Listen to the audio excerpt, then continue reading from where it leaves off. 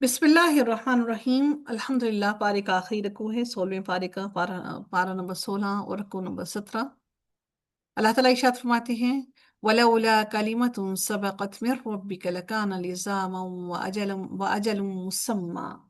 और अगर आपके रब की जनाब से एक बात ना होती और एक मुकर्ररा वक्त ना होता, यानी अल्लाह ताला ने वो लोहे महफूज में लिख ना रखा होता, क्योंकि अल्लाह ताला अपनी बात के खिलाफ नहीं करता। एक मुकर्ररा वक्त ना होता तो अजाब जरूर लाजिम हो जाता, जरूर अल्लाह ताला उन पर अजाब ले आता।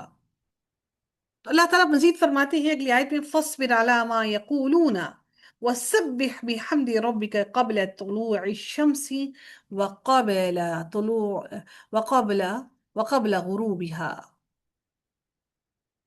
चनाचे लोग जो बातें करते हैं आप उन पर सब्र करें और अपने रब की हमद के साथ तस्बीह करें, सूरज निकलने से पहले और उसके गुरूब होने से पहले, और रात के औकात में भी बस तस्बीह करें और दिन के किनारों पर भी, ताकि आप राजी हो जाएं। रसूलुल्लाह सल्लल्लाहु अलैहि वसल्लम ने फरमाया, वो शख्स दोज़ख में कभी ना दाखिल होगा जिसने नमाज अदा की कब्ल तुलूए आफ्ताब की और कब्ल गुरूब आफ्ताब की, यानी फजर और असर की नमाज। रसूलुल्लाह सल्लल्लाहु अलैहि वसल्लम ने फरमाया, कई फरिश्ते तुम्हारे पास रात को आते जाते हैं और कई दिन को। फजर और असर की नमाज के वक्त वो इकट्ठे हो जाते हैं। फिर वो फरिश्ते ऊपर चढ़ जाते हैं जो रात तुम्हारे यहाँ ठहरते हैं, और उनसे उनका परवरदिगार पूछता है, हालांकि वो तुमको खूब जानता है, तुमने मेरे बंदों को किस हाल में छोड़ा। वो कहते हैं कि जब हम उनके पास से रवाना हुए तो वो नमाज पढ़ रहे थे, और जब उनके पास पहुंचे तो भी वो नमाज पढ़ रहे थे। तो अल्लाह ताला ने इन घड़ियों को खास करके कहा कि इन घड़ियों में अल्लाह का जिक्र लाजमन करो। सईद अबू सईद खदरी रजी अल्लाह ताला अन्हु बयान करते हैं कि रसूलुल्लाह सल्लल्लाहु अलैहि वसल्लम ने फरमाया, अल्लाह ताला फरमाएगा, ए जन्नतियों, तो वो कहेंगे, ए हमारे रब, हम बार बार तेरी खिदमत में हाजिर हैं और सारी खैर तेरे ही हाथ में है। अल्लाह ताला फरमाएगा, क्या तुम खुश हो गए? वो कहेंगे, ए अल्लाह, हम क्यों खुश नहीं होंगे, हालांकि तूने हमें वो नेमतें अता कर रखी हैं जो तूने अपनी मखलूक में से किसी को नहीं दी। अल्लाह ताला फरमाएगा, क्या मैं तुम्हें इससे बेहतर चीज ना अता करूं? वो कहेंगे, ए हमारे रब, इन नेमतों से बेहतर क्या हो सकता है? अल्लाह ताला फरमाएगा, मैं तुम्हें अपनी रजामंदी देता हूँ कि अब किसी वक्त भी मैं तुमसे कभी नाराज नहीं होऊंगा। अल्लाह हम सब से राजी हो जाए। परवरदिगार, आपसे, मुझसे, हमारे अहलो अयाल से, हमारे वालिदैन से, हमारे बहन भाइयों से, अल्लाह सबसे राजी हो जा। तो हम सब मुसलमानों से राजी हो जा। तो हमें अमल करना सिखा दे, हमारे लिए हर हर मामले के लिए काफी हो जा।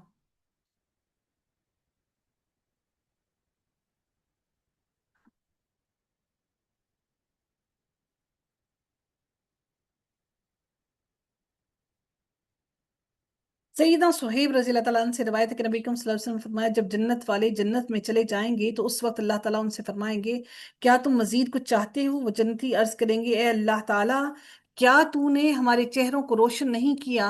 क्या तूने हमको दोजख से निजात नहीं दी? रसूलुल्लाह सल्लल्लाहु अलैहि वसल्लम ने फरमाया, फिर अल्लाह ताला उनके और अपने दरमियान से पर्दे उठा देगा।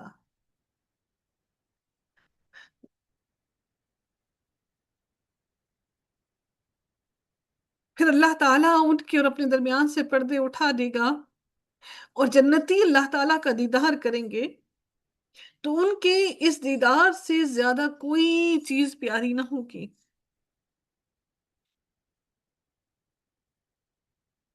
या अल्लाह, तू हमें भी वो दीदार नसीब करना कि रोजे क़यामत हम भी तेरा दीदार कर सके। ये गुनहगार आंखें, इन गुनहगार आंखों ने पता नहीं कितने कितने गुनाह किए, पता नहीं क्या कुछ देखा। या अल्लाह, तू हमें माफ कर देना, हमारी इन गुनहगार आंखों को अपना दीदार नसीब कर देना।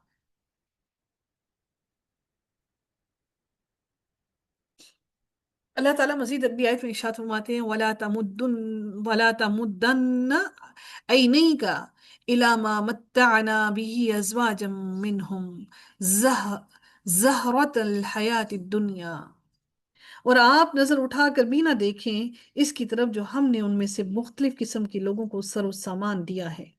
دنیا کی زینت ہے، تاکہ ہم انہیں اس آزمائش میں ڈالیں، اور آپ کے رب کا رزق ہی بہتر ہے اور زیادہ باقی رہنے والا ہے۔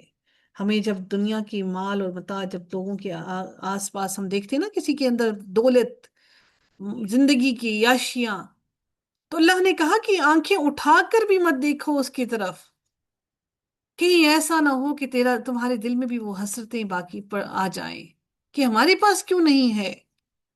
اللہ نے یہ اس لیے دیا سب کچھ کہ انہیں آزما لے۔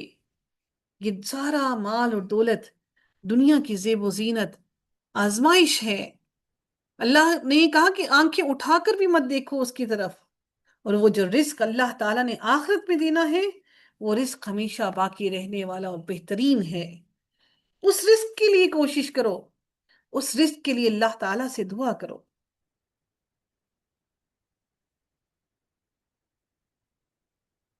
پھر اللہ تعالیٰ مزید اگلی آیت میں مزید ارشاد فرماتے ہیں،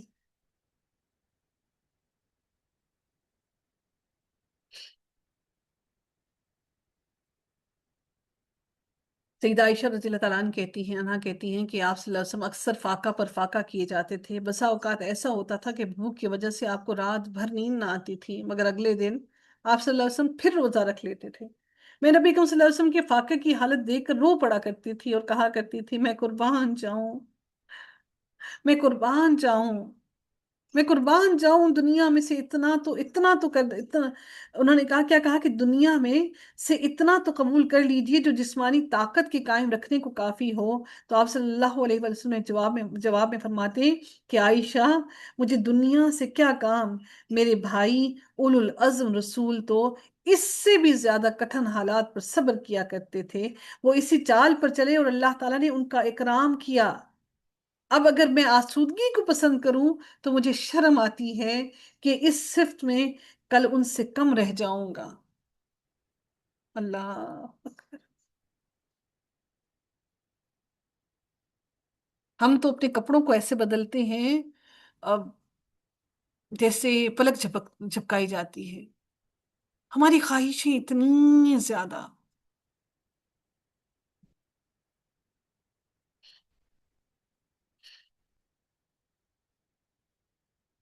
اللہ تعالیٰ مزید اگلی آیت میں مزید ارشاد فرماتے ہیں، وَأْمُرْ أَهْلَكَ بِالصَّلَاةِ وَاصْطَبِرْ عَلَيْهَا لَا نَسْأَلُكَ رِزْقًا، اور آپ اپنے گھر والوں کو نماز کا حکم دیں اور خود بھی اس پر خوب پابند رہیں، ہم آپ سے کوئی رزق نہیں مانگتے، رزق تو ہم ہی آپ کو دیں گے، اور آخری انجام تو تقوی والوں کے لیے ہے۔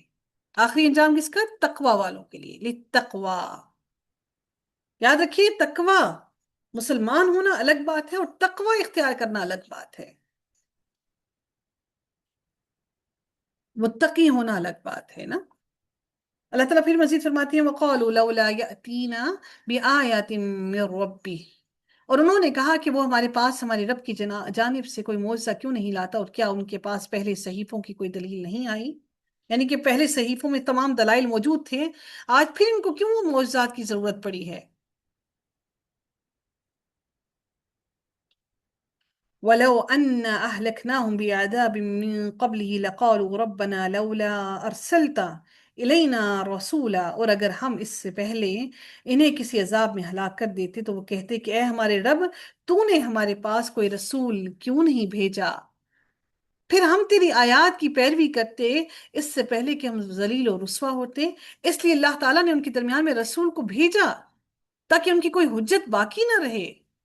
قل كل متربص فتربصوا فستعلمون من أصحاب الصراط السوي ومن اهتدى۔ اے نبی آپ کہہ دیں، ہر ایک منتظر ہے، سو تم بھی انتظار کرو، پھر جلد ہی تم جان لو گے کہ سیدھے راستے والے کون ہیں اور کس نے ہدایت پائی۔ وآخر دعوانا الحمد لله رب العالمين، صلی اللہ تعالی علی خیرہ خلقہ اجمعین، برحمتک یا ارحم الراحمین، سبحانک اللہم وبحمدک، نشہد ان لا الہ الا انت، نستغفرک ونتوب الیک۔ السلام علیکم ورحمۃ اللہ وبرکاتہ۔